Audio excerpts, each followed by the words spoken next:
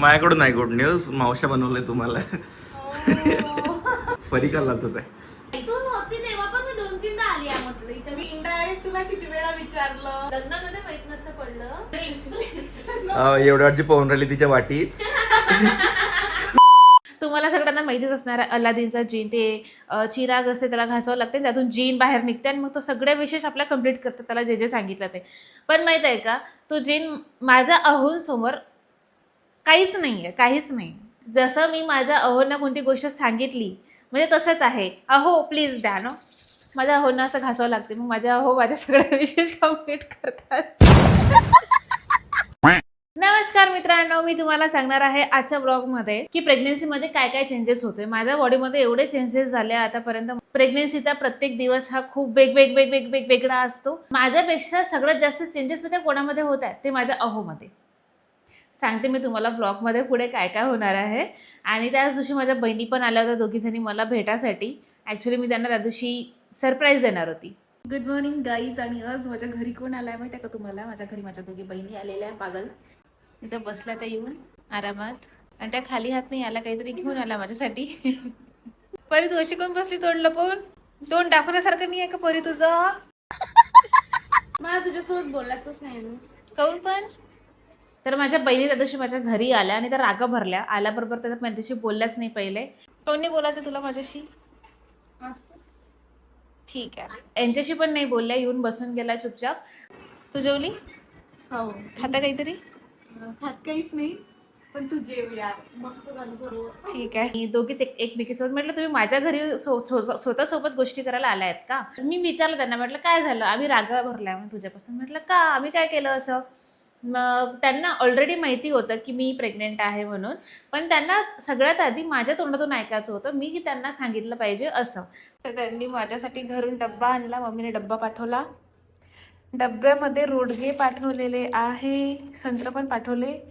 अजून ह्यांनी घेतलं पण ताट वाढून, रोडग्याचा चुरा करत आहे. तुला देत आहे करून. तर इकडे मी माझ्या बहिणींसोबत मस्त गप्पा गोष्टी करत बसली होती. आणि त्या डब्बा घेऊन आला तर मम्मीनेच पाठवला होता, रोडगे आलू वांग्याची भाजी वगैरे. तर तेवढ्या एवढ्यात मला भूक लागली होती खूप जास्त. तर तेवढ्या एवढ्यात माझे अहो किचनमध्ये गेले. त्यांनी डब्बा उघडला, ते रोडगे छान मस्त त्याचा चुरा वगैरे केला. रोडगा म्हणजे आता काय सांगू मी तुम्हाला, तुमच्या भाषेत वेगवेगळे शब्द आहेत त्याला. आता रोडगा म्हणजे कणकेचाच असते तो. तर रोडग्याचा छान असा चुरमा करून दिला, त्याच्यामध्ये भाजी टाकली, चटणी आणून दिली आणि मला ताट आणून दिलं माझ्या बहिणींसोबत की तू जेव. तर ॲक्च्युली काय आहे, जेव्हापासून मला बेड रेस्ट सांगितलं आणि जेव्हापासून माहिती पडलं की बा मी प्रेग्नेंट आहे, तर माझ्या अहोंमध्ये एवढे चेंजेस झाले की मी तुम्हाला सांगायला जर बसले ना तर हा ब्लॉग तुम्हाला दिवसभर बघावं लागेल. पण मी शॉर्टकट सांगते एकदम. ते एवढे चेंजेस झाले आधीपासून, म्हणजे लहानपणापासून. ऑब्व्हियसली लाडाचा मुलगा आहे त्यांच्या आईचा. त्यांच्या आईने त्यांना खूप लाडाने वागवलेलं आहे. हातामध्ये ताट, जेवायला सगळ्या गोष्टी रेडीमेड. पण आता जेव्हापासून माहिती पडलं की नाही ते वडील होणार आहे, मी प्रेग्नेंट आहे, तर तेव्हापासून ते माझ्यासाठी एवढं सारं करत आहे. आमच्याकडे यांनी झाडू पोछाला बाई लावलेली आहे. इन केस जर ती एकाच वेळेस आली नाही, 2 दिवस आली नाही किंवा काय जे काही, तर तेच झाडू पोछा करतात, मला करायची गरज पडत नाही. स्वयंपाकाला पण बाई लावून दिलेली आहे. ते पोळ्या करायला येते, वरण भात पण लावून देते, भाजीचा चिरचार करून ठेवते. फक्त भाजी ॲक्च्युली मी करते, कारण हाताची चव आता शेवटी जे आहे ते तर पाहिजेच आहे म्हणून. ते आणि त्याच्यात पण ते मदत करतात मला, असं नाही आहे. कारण जेवण वगैरे झाल्यानंतर भांडे घासायचं काम तेच करतात. तर दोन्ही टाईमचे भांडे तेच घासतात. आणि रात्रीच्या स्वयंपाकाचं मला टेन्शन नाही आहे. रात्रीचा स्वयंपाक तेच विचारतात काय करायचं, काय खायचं, काय नाही.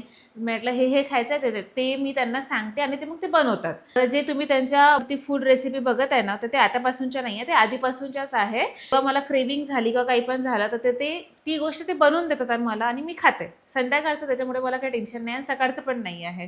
कधी काही क्रेविंग झाली कोणत्या गोष्टीची तर ते लगेच इन्स्टंट ब्लिंकिट, झोमॅटो किंवा काही पण करतात आणि आणून देतात, किंवा स्वतः बाहेर जातात आणि घेऊन येतात. एवढे सारे चेंजेस आले त्या माणसामध्ये, मी ते बघून आश्चर्यचकित आहे आणि खूप खुशी पण होते ह्या गोष्टीची. मग त्याच्यामुळे मी माझ्या माहेरी पण नाही चालली आहे लवकर. यू व्हेरी चलाक ब्रो.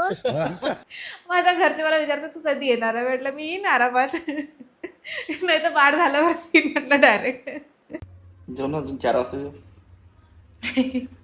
नाही लवकर जातो. भाजी आहे आलू वांग्याची भाजी पाठवली मम्मीने, मस्त भाजी छान झाली म्हणते अमृता. तर रेलिंग मस्त. आणि याच्यात काय आहे? अच्छा ही कढी आहे. मला वाटलं इमलीची चटणी. नाही कढी आहे. अशी कशी कढी आमसूलची कढी नसते का? कैरीची कढी आहे ती. पना आहे ते. पण नाही आहे, पण वेगळं, पण गोड असते. आंब्याची कढी आहे. बरं. हा, आंब्याची कढी पण बनते, आंब्याचं पण बनते, आणि आंब्याचा विदर्भात रस आजीची बनते. कढी म्हणते.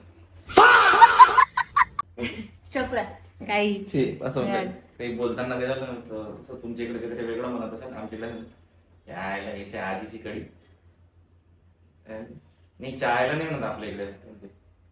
मायावी नाही, इचविन हिच्या आजीची कढी.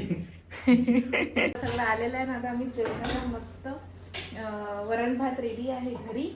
फक्त मम्मीने रोडगे आणि भाजी आणि आमसूलची म्हणते त्याला, आमसूल म्हणजे कसा, कैरीची की आंब्याची? आंब्याची कैरीची, आंब्याची नाही. आंब्याची थोडी कढी बनत असते, आंब्याचा फक्त रस बनते. क्लिअर कर ना त्यांची. कैरीची कढी बनत असते. ते तुला बनवता रे? नाही, मला नाही बनवता. मग मला तिकडे झाला ना, ते रेसिपी तुम्हाला दाखवायची असेल. माझ्या चॅनलवर रेसिपीज येत आहेत. आतापर्यंत 3 रेसिपी झालेल्या आहेत सांगू टाके चॅनलवर. तर आता तुम्हाला जर हे कैरीची कढी कशी कढी बनवतात बघायची असेल तर मला सासूबाईकडे जावं लागेल. त्याच्यासाठी तुम्ही माझ्या अकाउंटवरून कमेंट करा जुन्या व्हिडिओजवर की आम्हाला बघायची आहे आमसूलची कढी. कैरीची कढी. आता तुझं आई आमसूल बोलली. आमसूलची पण बनते आणि कैरी पण बनते. जेव्हा सीझन नाही राहत ना, तेव्हा माझी आई काय म्हणजे जेव्हा सीझन नसते तेव्हा माझी आई काय करते, कैरीची कढी बनवते. जर सीझन नसेल तर आमसूलची बनवते. आता आमसूल काय आहे, कैऱ्याच असते. त्या कैऱ्याला कापून ठेवते आणि सुकवून ठेवते. आणि जेव्हा सीझन संपला, आता कैरी भेटत नाही, मग तेव्हा त्या आमसूलाची कढी बनवते. सेम अशीच असते. समजलं डिफरन्स? जेव मग आता कसं झालं सांगशील. ते स्मेल वरूनच बढिया झालेलं आहे. मी सांगतो एवढं मोठं नाक फक्त श्वास घ्यायसाठी नाही आहे माझं. मग काय म्हणते, जरूर तू काही बोललो बोलते, फक्त जेवण कर म्हणते. पहिले मला खूप मस्त झाली होते भाजी, एक नंबर. म्हटलं ठीक आहे, चला जेवते. तू वरण घे ना, वरण तूप सोबत पण रोडगा छान लागते. अजून एक वाटी मला धुवायला, वाटी नाही वाढवून राहिलो मी, भांडे मला धुवायला लागते. सकाळपासून अर्धे भांडे मी धुतलेले आहे. हो, अर्धे भांडे. जेवणाचे भांडे 3-4 निघले ओके फक्त. ओके त्याच्यात ठीक आहे मी लागते. ठीक आहे ठीक आहे. चल जसं तुला पब्लिकला दाखवायचं असेल तसं राहणार रे. जेव चुपचाप जेव. काय करता रे तू? वरणाचं पाणी पिते. मी माझ्यासाठी वरण घेत असतो तर हे पहिले त्याच्यातलं पाणी काढते, माझ्या वाटीतच पिते, मग तिथे ठेवून देते, म्हणते आता वरण घे म्हणते. बिना पाण्याचं वरण कसं लागतं मित्रांनो. हलवून त्याला. म्हणजे याच्याही वरचं पाणी नाही येऊ देत माझ्याकडे. अरे त्यात तूप टाक आता मस्त, आणि मग असं रोडगा चुरशील त्याच्यात, खाशील, छान लागतं. माझ्या मम्मीने घरी बनवलेलं तूप आहे बघा मित्रांनो. आणि हे आम्ही बाहेरचं तूप यूज करून बघितलं ब्रेडवर, पण त्या ब्रेडला ते टेस्टच नव्हती येत. आम्हाला वाटत होतं ब्रेड चेंज झाली म्हणून असं झालं. पण 2-3 वेळा एक्सपेरिमेंट केले, घरच्या तुपानंच टेस्ट येते त्या ब्रेडला. त्याच्यात आपण ऍड टाकणार आहे तूप. मी काय करते, मला तूप बनवता येत नाही, मग मी काय करते, सायजामा करते. सगळं येते, हे पाहायला येणं कसं बनवावं लागतं. जीवार येते, सायजामा करते, जीवार येते हिच्या. आणि सासूबाईला नेऊन देते. सासूबाई बनवते मग तूप, मग मला आणून देते डब्बा भरून येते. जेव चुपचाप.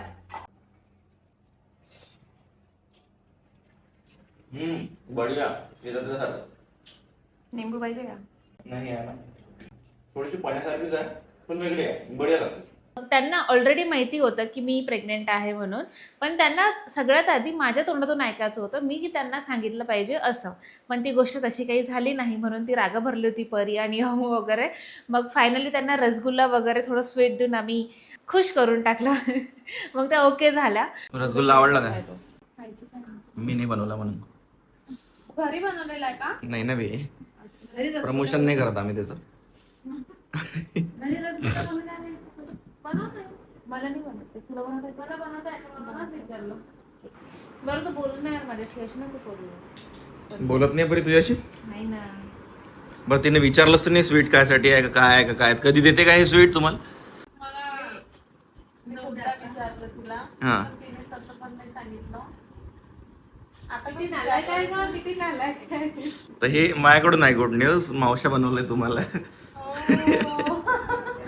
परी का लाजत आहे? परी लाजत नाही आहे, परी रागा भरली आहे. बरं दे. ते म्हणजे मी बोलत नाही म्हणते तुझ्यासोबत, आता तू मला सांगितलं नाही म्हणते तेवढ्या दिवसात. परी क्लिअर दिसत आहे, एकदम झूम केलाय 4x चेहऱ्यावर. बोल ना बा. बोलत आहे ना. तुला बोलवलं घरी, तू आली का? किती वेळा?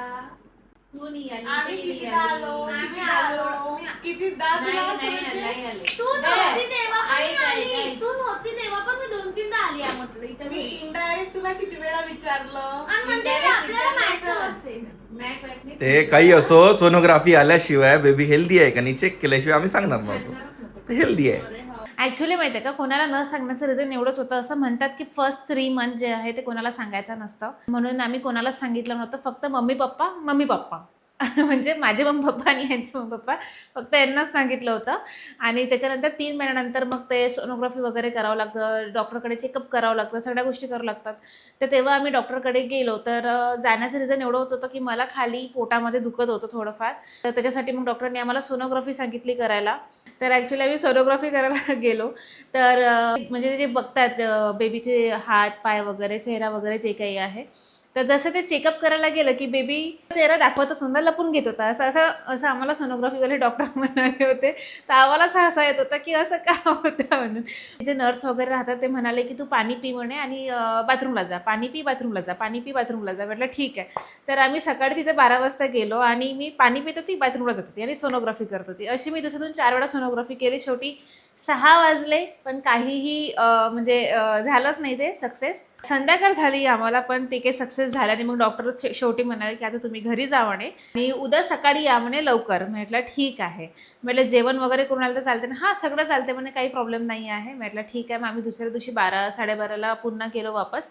पण त्याच्या आधी माझ्या बाळाशी बोलले की मम्मीला त्रास नाही देऊ, प्लीज मूव्ह होशील, चेहरा दाखवशील म्हणजे पटकन आपलं रिपोर्ट येणार, मम्मीला जास्त त्रास होणार नाही. हे सगळं बोलल्यानंतर आम्ही जेव्हा तिथे गेलो, तुम्हाला विश्वास होणार नाही मला नाही माहिती, पण जसं फर्स्ट सोनोग्राफी म्हणजे केली डॉक्टरनी, तर डॉक्टरला सगळं असं दिसलं की ओके आहे सगळ्या गोष्टी. चेहरा पण दिसला, सगळं की व्यवस्थित दिसलं. आम्ही दोघं पण इतकं शॉक होतो की अरे बापरे म्हटलं. म्हणजे मग थोड्या वेळात मला राग पण आला, यार म्हटलं पप्पाचं ऐकतं माझं नाही ऐकत. पण असं काही नाही आहे.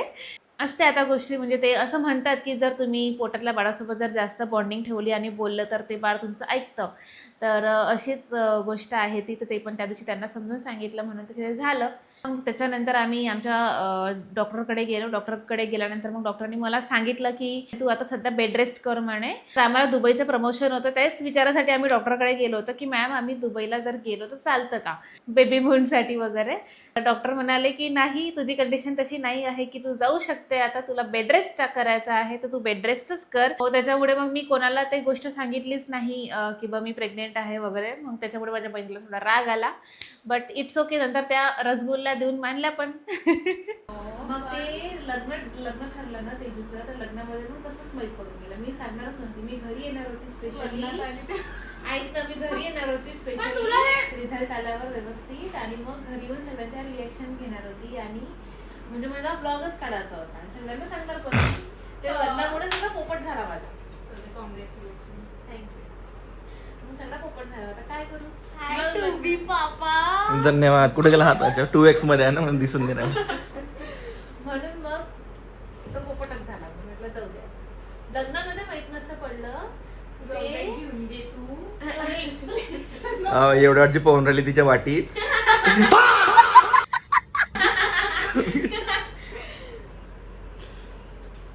डब्बा घेऊन बरंच गुड्याला सांगून. तेवढाच होता तिथं, अवेलेबलच नव्हतं मोठे. अबे थांब, तिचं बेड ते जीव घेईन तुझा. थांब मी येतो तिकडे.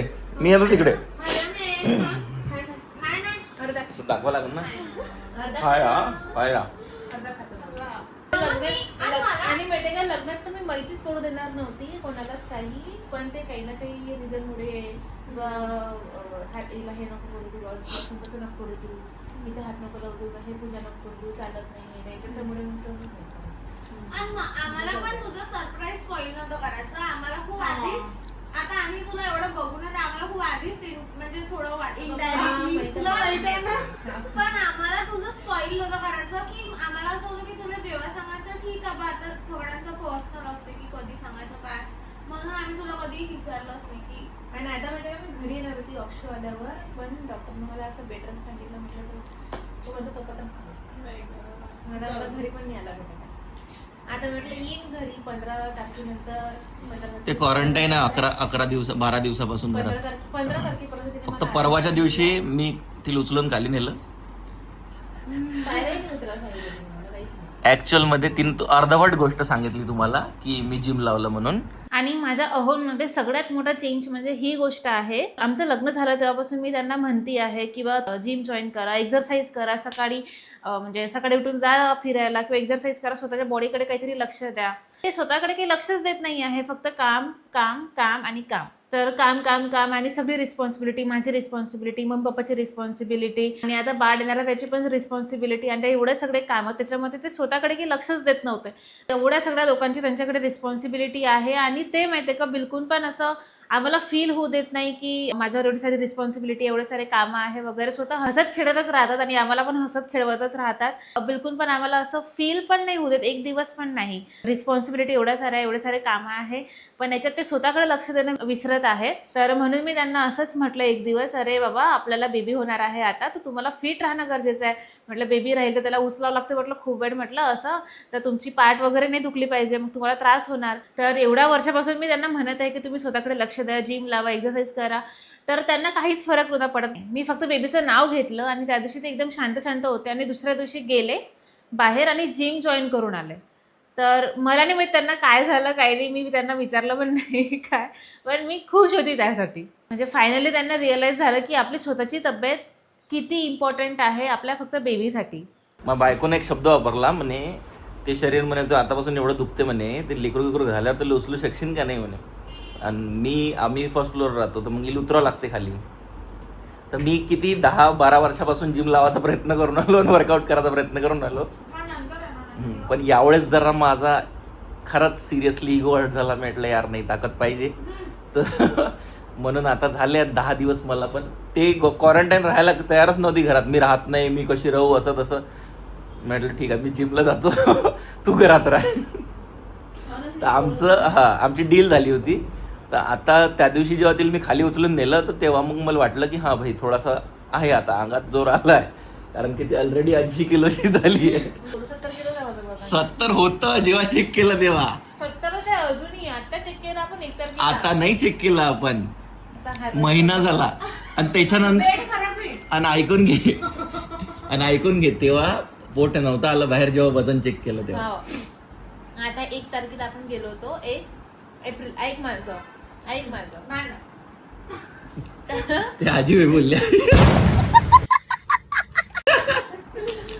तर 1 एप्रिलला आपण वजन चेक केलं होतं, 70 किलोच वजन भरलं. बर आता जाऊ ना report दाखवतो मी. ठीक आहे, आता जाऊ ना आपण चेक करू, व्हिडिओ काढू तिथं. आता 15 नाही वाढणारच वजन. मग वाढलं आहे ना, प्रॉब्लेम काय. नाही, मला डॉक्टरना पहिलेच सांगितलं, जेव्हा माझं वजन होतं तेव्हा 68 काहीतरी होतं, 69. 3-4 महिन्यात 1 किलो वाढलं, आता 70 किलो झालं. ते काय म्हणे 9 महिन्यापर्यंत वजन म्हणे तुझं म्हणे 10 ते 12 किलो वाढते. आता स्पीड वाढते वजन वाढायची. हा, 70 आहे तर मग 80 होतेच ते आता आराम. मग होऊ दे ना, मला काही फरक नाही पडत. चालते मला, मी लटकत आली.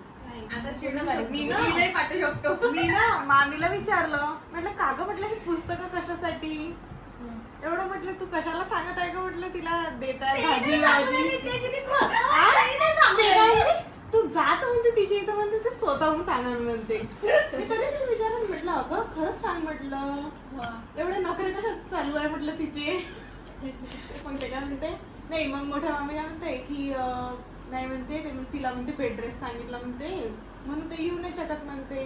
म्हटलं हो का गं, सांगतच होते रचना वाटे सीमा वाटे का ते आम्हाला म्हणते तुम्ही चालल्या म्हणते ते बरोबर सांगतात. तिलाही काळजी बरं ब्लॉगची की त्यांचा.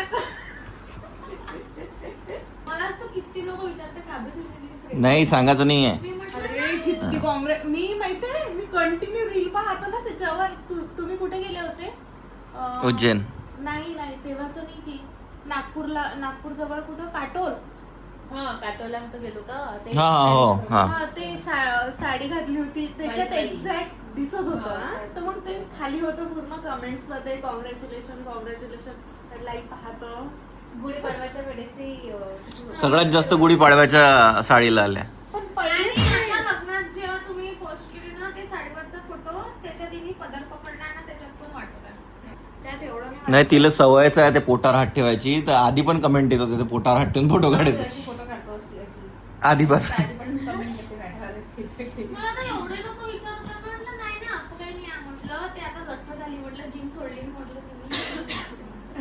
नाही, सरळ सांगायचंच नाही, जेव्हा रिव्हील करू तेव्हाच करू. हे व्हिडिओ जाता नाही येणार आहे, वेळ आहे 1-2 महिने. ते आतापासून रिॲक्शन रेकॉर्ड करून ठेवता फक्त. बापरे वा, माझा तर कार्यक्रमच आहे. चला, कपडे कामाला. हे वर्ष पूर्ण पॅक आहे. हो ना, अमुचं पण लग्न, अमुसाठी रिश्ते येत आहे. Oh my God. इकडे बा, इकडे बा, इकडे बा, इकडे बा. ओ, इकडे बा. हा. लग्नात आ. आला होता. कोण ग अमू? लग्नातच कधीतरी आला भाऊ का म्हणे, तू पाहिला का ग म्हणे त्या पोराला? मी म्हटलं नाही यार, दाखव. मग दाखव म्हटलं, नाही म्हणे माझ्या मम्मीच्या मोबाईल मध्ये आणले फोटो. पुढच्या वर्षी करतो बा. मी पुढच्या वर्षीच करणार. काही पुढच्या वर्षी नाही, याच वर्षी निपटो. कायले ते पुढच्या या नेहमी फॉरेनचा टूर राहून राहिला आपला. ते अजून राहून. तर मी माझ्या या ब्लॉगमध्ये तुम्हाला सांगितलेलं आहे की माझ्या नवऱ्यामध्ये काय काय चेंजेस झालेले आहे, काय काय चेंजेस आले आहे. तर तुम्ही पण मला नक्की कमेंट करून सांगा की प्रेग्नेन्सीनंतर तुमच्या नवऱ्यामध्ये काय चेंजेस आलेले आहे. प्लीज ते कमेंट करून सांगा, मला ते वाचायला नक्की आवडेल. आणि प्लीज लाईक करा, शेअर करा, सबस्क्राईब करा. आणि लाईक केल्यानंतर हाईप करायला विसरू नका प्लीज. तुम्ही हाईप करत नाही आहे तर प्लीज हाईप करा.